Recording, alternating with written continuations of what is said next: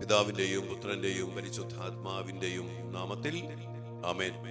സ്വർഗീയ പിതാവേ, ഞങ്ങളുടെ കുടുംബങ്ങളെ തിരിച്ചു പിടിക്കാൻ വേണ്ടി അങ്ങ് ഞങ്ങൾക്ക് നൽകിയിരിക്കുന്ന ഈ വലിയ പ്രാർത്ഥനയെയും യുദ്ധത്തിൽ പങ്കുചേരുന്ന എല്ലാ മക്കളെയും അങ്ങേ തിരുസന്നിധിയിലേക്ക് സമർപ്പിച്ച് പ്രാർത്ഥിക്കുന്നു. കർത്താവേ, അങ്ങാണല്ലോ യുദ്ധം ചെയ്യുന്നത്. അതിനുവേണ്ടി അങ്ങയോട് ചേർന്ന് നിൽക്കാനും അങ്ങ് പറഞ്ഞ പോലെ പ്രാർത്ഥിക്കാനും ജീവിതത്തെ ക്രമപ്പെടുത്താനും അങ്ങ് ഞങ്ങളെ അനുഗ്രഹിക്കണമെന്ന് പ്രാർത്ഥിക്കുന്നു. ഈ മക്കളുടെ കുടുംബങ്ങളെ, ഇവരുടെ മക്കളെ, ജീവിതങ്ങളെ, സാമ്പത്തിക മേഖല, രോഗത്തിന്റെ മേഖല, തകർച്ചകള്, ഞെരുക്കങ്ങള്, നഷ്ടപ്പെട്ടു പോയ സമാധാനം എല്ലാം തിരിച്ചു പിടിച്ച് അങ്ങ് തന്നെ ഈ മക്കൾക്ക് നൽകണമേ, കുടുംബങ്ങൾക്ക് നൽകണമേ. ഉന്നതമായ അഭിഷേകത്തിന് വേണ്ടി പ്രാർത്ഥിച്ചുകൊണ്ട് അതിനായിട്ട് കർത്താവ് ഈശോമിശിഹായുടെ കൃപയും പിതാവായ ദൈവത്തിന്റെ സ്നേഹവും പരിശുദ്ധാത്മാവിന്റെ സഹവാസവും വിശുദ്ധ കുരിശിനാല് നേടിയെടുത്ത രക്ഷയും ആ വീണ്ടെടുപ്പിന്റെ ശക്തിയും നിറച്ച് ദൈവം നിങ്ങളെ അനുഗ്രഹിക്കട്ടെ, എപ്പോഴും എപ്പോഴും എന്നേക്കും ആമേൻ. പ്രിയപ്പെട്ട ദൈവമക്കളെ, ഒരു തിരിച്ചു പിടിക്കലിന്റെ വലിയ ശുശ്രൂഷയിലേക്ക് നമ്മൾ കടന്നു വന്നിരിക്കുകയാണ്. ഇതിനു വേണ്ടി നമ്മൾ ചെയ്യേണ്ട കുറെ കാര്യങ്ങളുണ്ട്. ഉറവിടങ്ങളിലേക്ക് നമ്മൾ തിരിച്ചു പോകണം. നമ്മുടെ അടിസ്ഥാനങ്ങളിലേക്ക് നമ്മൾ തിരിച്ചു പോകണം. അടിസ്ഥാനങ്ങളെ ഉറപ്പിക്കണം. കർത്താവ് പറഞ്ഞ കാര്യങ്ങൾ നമ്മൾ ബലപ്പെടുത്തണം. 2 ദിനവൃത്താന്തം 27-ാം അധ്യായത്തിന്റെ 6-ാമത്തെ വചനത്തില് യോഥാം എന്ന ഒരു രാജാവിനെ കുറിച്ച് പറയുന്നത്. ഇവിടെ പറയാണ്, കർത്താവിന്റെ ഇഷ്ടമനുസരിച്ച് തന്റെ ജീവിതത്തെ ക്രമപ്പെടുത്തിയതിനാൽ യോഥാം പ്രബലനായി, പ്രാബല്യം തിരിച്ചു പിടിച്ചു. അതിനവൻ ചെയ്ത കാര്യം എന്താണ്? കർത്താവിന്റെ ഇഷ്ടമനുസരിച്ച് ജീവിതത്തെ അങ്ങ് ക്രമപ്പെടുത്തി. എന്നെ പ്രിയപ്പെട്ട മക്കളെ, കർത്താവ് നമുക്ക് ഒരു ജീവിതം തന്നിട്ടുണ്ട്. അതിനടിസ്ഥാനമുണ്ട്. അതെങ്ങനെ ജീവിക്കാൻ പറ്റില്ല. കർത്താവ് പറഞ്ഞ പോലെ കർത്താവ് തന്ന അടിസ്ഥാനത്തില് പാറമേൽ പറഞ്ഞില്ലേ, എന്റെ ഈ വചനങ്ങൾ കേട്ട് അതനുസരിച്ച് ഭവനം പണിയുന്നവൻ പാറമേൽ അടിസ്ഥാനമിട്ട് ഭവനം പണിത വിവേകമതി. അപ്പൊ പണിയേണ്ട സ്ഥലമുണ്ട്. ഈ കുടുംബവുമായിട്ട് ബന്ധപ്പെട്ട് ഇന്ന് ഒരു അല്പസമയം അച്ഛൻ പറയാൻ ആഗ്രഹിക്കുന്നത് വിവാഹത്തിന്റെ അടിസ്ഥാനം. കുടുംബജീവിതം ആരംഭിക്കുക വിവാഹത്തിലൂടെയാണ്. നമുക്കറിയാം, വിവാഹം എന്ന് പറഞ്ഞാല് കത്തോലിക്ക സഭയുടെ മതബോധന ഗ്രന്ഥം 1601 കുടുംബജീവിതത്തിന്റെ അടിസ്ഥാനമാകുന്ന വിവാഹത്തെ കുറിച്ച് ഇങ്ങനെ പറയുന്നത്, മാമോദീസ സ്വീകരിച്ച 2 വ്യക്തികൾ തമ്മിലുള്ള വിവാഹ ഉടമ്പടിയാണ് ദൈവമായ കർത്താവ് ഒരു കൂദാശയുടെ തലത്തിലേക്ക് ഉയർത്തി. കൂദാശ എന്താണ്? അതിസ്വാഭാവികമായ പ്രസാദ വരത്തിന്റെ ദൃശ്യമായ അടയാളം.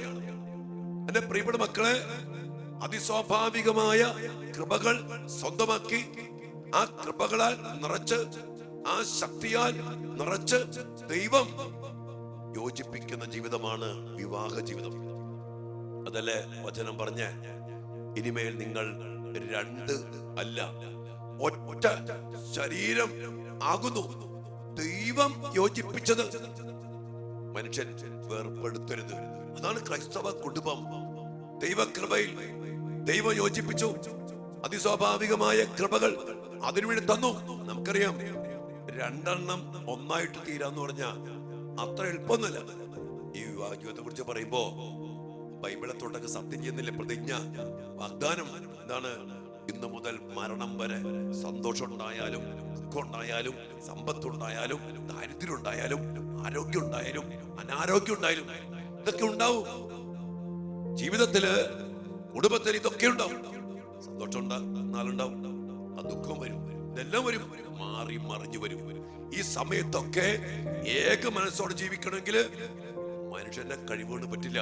അതിന് ദൈവത്തിന്റെ ശക്തി വേണം, സഹായം വേണം. അതാണ് ദൈവം തരുന്നത്. അതിനുവേണ്ടി കർത്താവ് ഈ കുടുംബജീവിതത്തിന്റെ അടിസ്ഥാനമാകുന്ന വിവാഹമെന്ന ജീവിതത്തെ കർത്താവിലേക്ക് ഉയർത്തി. ഉദാശയുടെ തലം, ഈ അഭിഷേകം എന്താണ്? സ്വർഗത്തിന്റെ സഹായം, അതിനുവേണ്ട ശക്തി, അതിനുവേണ്ട കൃപകൾ എല്ലാം ഈ കൂദാശയിലൂടെ കർത്താവ് തരുക. ഞാന് ഈ ദിവസങ്ങളിലൊക്കെ പൗലോസ്ലീഹ തിമോത്തിയോസിനോട് പറഞ്ഞൊരു വചനമുണ്ട്, 2 തിമോത്തി 1:6.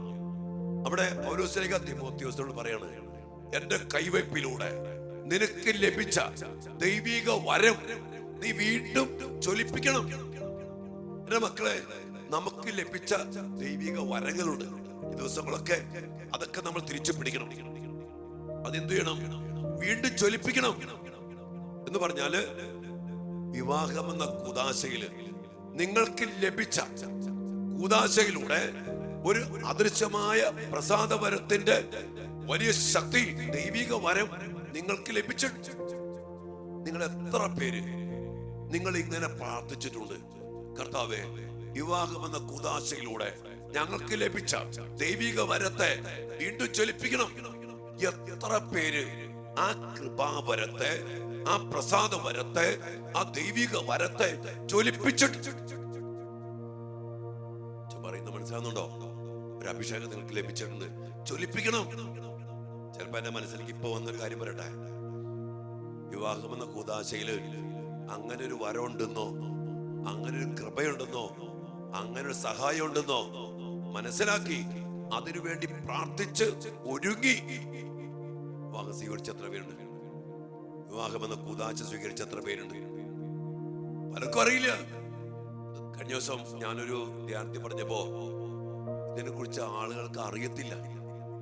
ഞാൻ ഇതിനെ കുറിച്ച് ദിവസങ്ങളൊക്കെ ഈ തിരിച്ചു പിടിക്കുന്ന ഈ കുടുംബ ജീവിതത്തിന്റെ, ഈ വിവാഹ ജീവിതത്തിന്റെ അടിസ്ഥാനത്തിലേക്ക് വന്നപ്പോ അതിന്റെ തിരിച്ചു പിടിക്കാനുള്ള ഏറ്റവും വലിയ വഴിയാണ് ഈ പ്രസാദവരത്തെ, കൃപാവരത്തെ, ദൈവിക വരത്തെ വീണ്ടും ജ്വലിപ്പിച്ച് ജീവിക്കുക.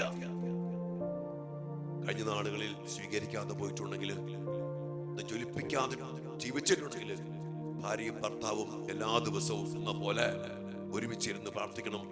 കർത്താവേ, വിവാഹം എന്ന കൂദാശയിലൂടെ അങ്ങ് ഞങ്ങൾക്ക് നൽകിയ, അതിലൂടെ ഞങ്ങൾക്ക് ലഭിച്ച ദൈവിക വരത്തെ വീണ്ടും ജ്വലിപ്പിക്കണമേ, തീ പോലെ ആളി കത്തിപ്പിക്കണമേ, കെടാതെ സൂക്ഷിക്കണമേ.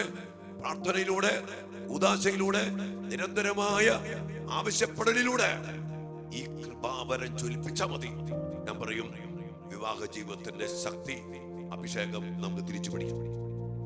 അവിടെ സ്നേഹമുണ്ട്, ക്ഷമയുണ്ട്, സഹനമുണ്ട്. സമ്പത്തിലും ദാരിദ്ര്യത്തിലും ആരോഗ്യത്തിലും അനാരോഗ്യത്തിലും ഏക മനസ്സോടെ ജീവിക്കാൻ സാധിക്കും. മാത്രമല്ല, അവിടെ ജനിക്കുന്ന മക്കള് കൃപ വളരും, നല്ല അപ്പനാകും, നല്ല അമ്മയാകും, നല്ല ഭർത്താവാകും, നല്ല ഭാര്യയാകും.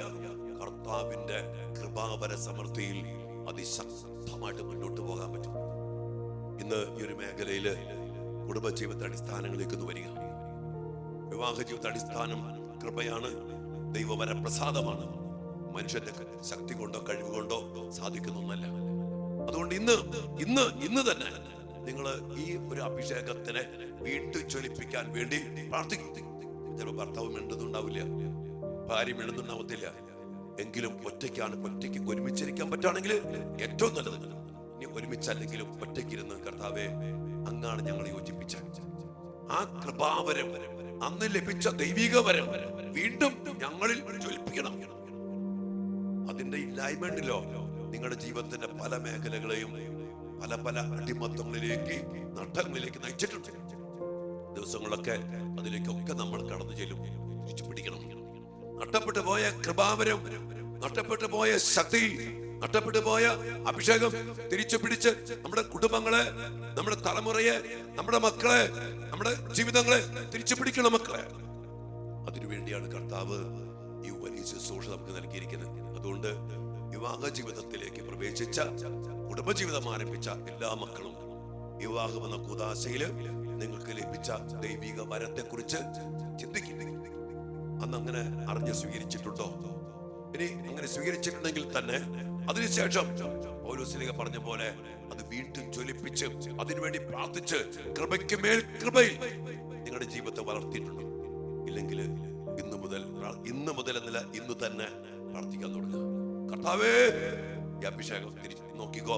നിങ്ങളുടെ ജീവിതത്തെ, നിങ്ങളുടെ മക്കളെ, നിങ്ങളുടെ കുടുംബ ജീവിതത്തിന്റെ എല്ലാ മേഖലയും, സാമ്പത്തികം, ആരോഗ്യം, സമാധാനം, മക്കള്, പഠനം, ജോലി, ബിസിനസ്, എല്ലാ മേഖലകളും ഈ അടിസ്ഥാനത്തിൽ തിരിച്ചു പിടിക്കാൻ സന്ദേശമാണ് കേട്ടോ കർത്താവ് നമുക്ക് തരുന്ന. ഇത് നിസ്സാര കാര്യമല്ല.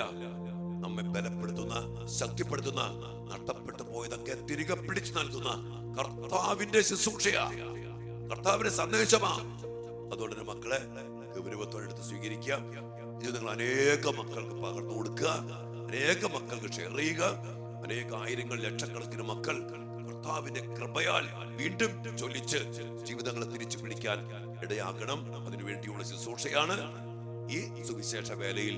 നിങ്ങളെല്ലാവരും പങ്കുകാരാണ്. നിങ്ങൾ സാധിക്കുന്നവര് 2 പേർക്കെങ്കിലും ഈ ശുശ്രൂഷ പരിചയപ്പെടുത്തി പങ്കുവെച്ചു കൊടുക്കണം. എല്ലാവരും സബ്സ്ക്രൈബ് ചെയ്യാത്ത ആരെങ്കിലും ഉണ്ടെങ്കിൽ സബ്സ്ക്രൈബ് ചെയ്യാ. കർത്താവിന്റെ കൃപയിൽ നമുക്കെല്ലാം തിരിച്ചു പിടിക്കണം. ദൈവം അനുഗ്രഹിക്കട്ടെ. നമുക്ക് ആരാധനയില് വിവാഹ ജീവിതത്തിലേക്ക് കടന്നു വന്നിരിക്കുന്ന മക്കൾക്കും അതോടൊപ്പം തന്നെ എല്ലാ മക്കൾക്കും വേണ്ടി നമുക്ക് ഒരുമിച്ച് പ്രാർത്ഥിക്കാം. ഈ കൂദാശയുടെ അഭിഷേക ശക്തി, കൃപാവരം വീണ്ടും ജ്വലിപ്പിക്കാൻ ഓ കർത്താവേ, ജീവൻ നൽകുന്ന കർത്താവേ, അങ്ങയുടെ ഇടയാക്കണം എന്ന് പ്രാർത്ഥിച്ചുകൊണ്ട് ആരാധനയിൽ അല്പസമയം പ്രാർത്ഥിക്കാം. പക്ഷെ നമ്മുടെ എല്ലാ മക്കളെയും ജീവിതങ്ങളെ അനുഗ്രഹിക്കട്ടെ. നമ്മുടെ കുടുംബങ്ങളെ കൃപയിൽ തിരിച്ചു പിടിക്കാൻ, വരപ്രസാദത്തിൽ തിരിച്ചു പിടിക്കാൻ, അതിലൂടെ എല്ലാ അനുഗ്രഹങ്ങളും പ്രാപിക്കാൻ കർത്താവ് കരുണയാണ്. അതിനാണ് മക്കളെ ഈ ശുശ്രൂഷ നമുക്ക് സ്വർഗം വെളിപ്പെടുത്തി തന്നിരിക്കുന്നത്. തിരിച്ചു പിടിക്കാം. ഈശോ അനുഗ്രഹിക്കട്ടെ. ആമേൻ.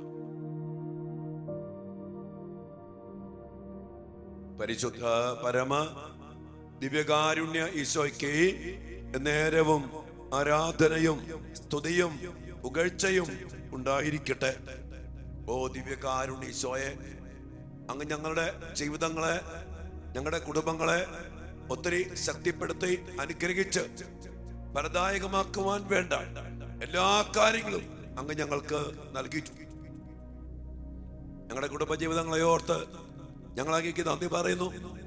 വിവാഹമെന്ന കൂദാശയിലൂടെ അങ്ങയുടെ കൃപകൾ ചൊരിഞ്ഞ് സ്വർഗത്തിന്റെ സഹായം നൽകി, ശക്തി നൽകി, രണ്ടല്ല ഒറ്റ ശരീരമായിട്ട് ജീവിക്കാൻ ആവശ്യമായ എല്ലാ കൃപാവരങ്ങളും നൽകിയാണല്ലോ ഈശോയെ ഞങ്ങളുടെ കുടുംബങ്ങളെ അവിടുന്ന് യോജിപ്പിച്ചത്.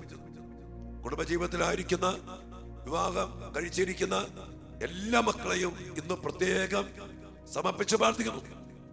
വിവാഹ ജീവിതത്തിലായിരിക്കുന്ന എല്ലാ മക്കളും നിങ്ങളെ തന്നെ സമർപ്പിച്ച് പ്രാർത്ഥിക്കും. മക്കളെ ഈശോയെ, ഈ മക്കൾക്ക് അങ്ങ് നൽകിയ കൃപാവരത്തെ സ്വീകരിച്ച് ആ കൃപാവരത്താൽ നയിക്കപ്പെടുവാൻ, ആ കൃപാവരത്തെ വീണ്ടും ജ്വലിപ്പിച്ച് ജീവിക്കുവാൻ അങ്ങ് അനുഗ്രഹിച്ചിട്ടുണ്ടല്ലോ.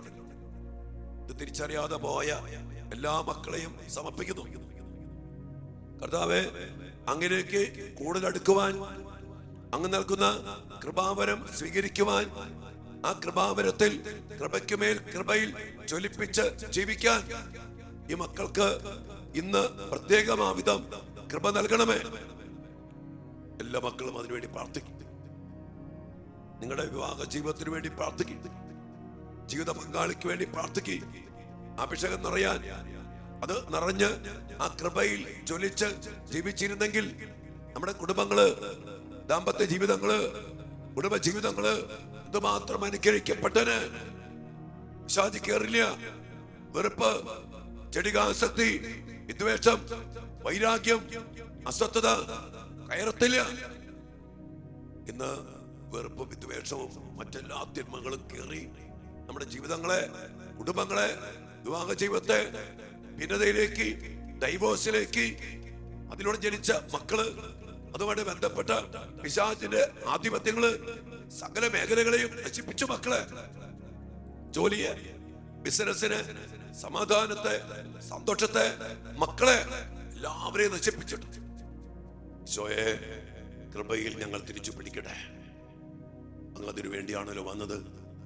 ഈശോ വന്നത് കൃപ തരാനാ. അവന്റെ പൂർണ്ണതയിൽ നിന്ന് കൃപയ്ക്ക് മേൽ കൃപ. ഈശോ പറഞ്ഞില്ലേ, ആ ജീവൻ അത് തരാനാ ഈശോ വന്ന്. യോഹന്നാൻ 10:10 ഈശോയെ അങ്ങ് പറഞ്ഞില്ലേ, ഞാൻ വന്നിരിക്കുന്നത് നിങ്ങൾക്ക് ജീവൻ ഉണ്ടാകാനും അത് സമർത്ഥമായിട്ട് തരും. മക്കളെ, സമർത്ഥമായ ജീവൻ, സമർത്ഥമായ കൃപ നഷ്ടപ്പെട്ടു പോയിട്ടുണ്ടോ? അത് തിരിച്ചു തരാൻ ഈശോയ്ക്ക് ഇന്ന് പറ്റും.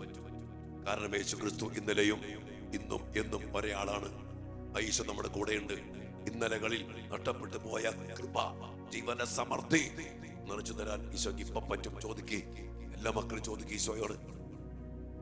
സ്വീകരിക്കാതെ പോയ കൃപ, ജ്വലിപ്പിക്കാതെ പോയ കൃപ, സ്വന്തമാക്കാതെ പോയ കൃപ കർത്താവ് ഞങ്ങൾക്ക് തരണം. ഞങ്ങളുടെ കുടുംബ ജീവിതങ്ങൾക്ക് തരണം. വിവാഹ ജീവിതത്തിന് തരണം.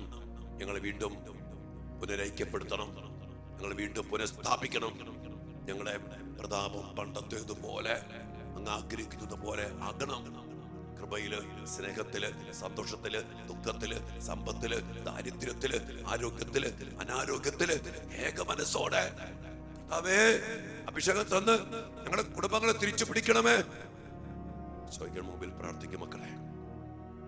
കുടുംബജീവിതത്തിലെ എല്ലാ അവസ്ഥകളും മാറിപ്പോകാൻ ഒറ്റ വഴിയുള്ളൂ, കൃപയിൽ തിരിച്ചു പിടിക്കുക, അഭിഷേകം വീണ്ടും ജ്വലിപ്പിക്കുക. എല്ലാ അവസ്ഥകളും സമർപ്പിച്ച് അടിസ്ഥാനങ്ങളാണ് മക്കളെ ഈശോ പറയുന്നത്. നിങ്ങൾ പല സംഭവങ്ങളും കാര്യങ്ങളൊക്കെ പറയുമ്പോൾ അതിന്റെ പിന്നിലുള്ള കാരണങ്ങളാണ് ഈശോ എടുത്തു മാറ്റണേ. പ്രകാശം വന്നാൽ അന്ധകാരം മാറിപ്പോക്കോളും. അന്ധകാരം മാറാൻ വേണ്ടി കിടന്ന് പ്രാർത്ഥിക്കേണ്ട, പ്രകാശത്തെ വിളിച്ചു വരുത്തിയാൽ മതി. പ്രകാശം തെളിയാനുള്ള വഴികൾ ഒരുക്കിയാൽ മതി. അന്ധകാരം താനെ മാറിപ്പോക്കോളും. വെറുപ്പ് മാറാൻ വേണ്ടി പ്രാർത്ഥിക്കേണ്ട, സ്നേഹം നിറയാൻ വേണ്ടി പ്രാർത്ഥിക്കുക. ഈശോ കൃപ ചൊരിയാൻ വേണ്ടി പ്രാർത്ഥിക്കുക. അങ്ങനെ ഓരോ കാര്യങ്ങളിലും മാറ്റമുണ്ടാകും. കൃപ നിറയുമ്പോൾ, കൃപാവരം വീണ്ടും ജ്വലിപ്പിക്കുമ്പോൾ ഈശോയെ പ്രാർത്ഥിക്കും മക്കളെ. വ്യക്തിപരമായ അവസ്ഥകളും നിയോഗങ്ങളും പ്രാർത്ഥനകളും പ്രത്യേകിച്ചും കൃപാവരത്തെ ജ്വലിപ്പിക്കാനുള്ള വലിയ ആഗ്രഹത്തോടു കൂടി സമർപ്പിച്ചുകൊണ്ട് നിങ്ങളുടെ കുടുംബങ്ങൾക്ക് വേണ്ടി, വിവാഹ ജീവിതത്തിന് വേണ്ടി, ദാമ്പത്യ ജീവിതത്തിന് വേണ്ടി, ഈ കൃപാവരം ദൈവിക വരത്തിന്റെ ജ്വലിപ്പിക്കലിനു വേണ്ടി എല്ലാ മക്കളും നിമിഷം പ്രാർത്ഥിച്ചുകൊണ്ട് ആശീർവാദത്തിന് വേണ്ടി പ്രാർത്ഥിക്കും മക്കളെ.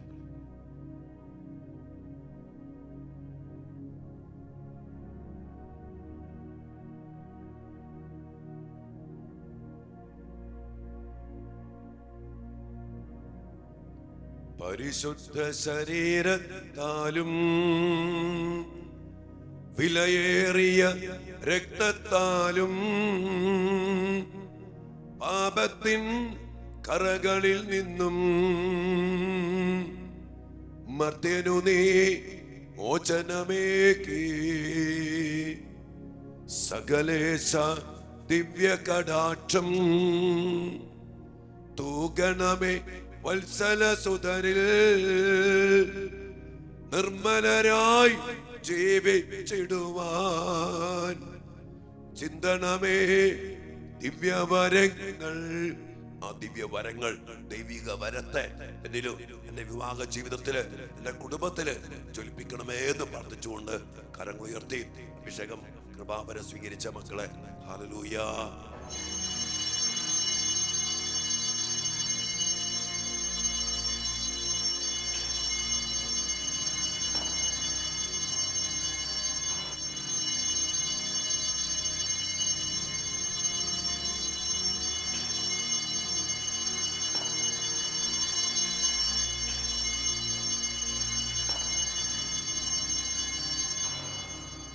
പരിശുദ്ധ പരമ ദിവ്യകാരുണ്യ ഈശോയ്ക്ക് എന്നേരവും ആരാധനയും സ്തുതിയും പുകഴ്ചയും ഉണ്ടായിരിക്കട്ടെ.